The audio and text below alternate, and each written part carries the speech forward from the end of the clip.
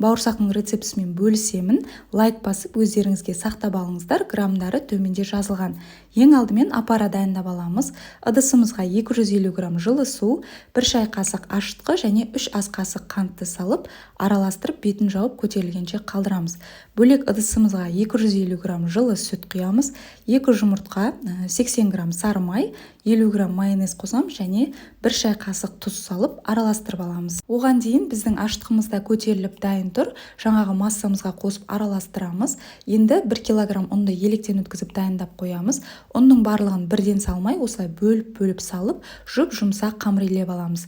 Соңында кішкене бетіне сұйық май жағып, пищевая пленкамен жауып, жылы жерге 1-1,5 сағатқа көтерілгенше қалдырамыз.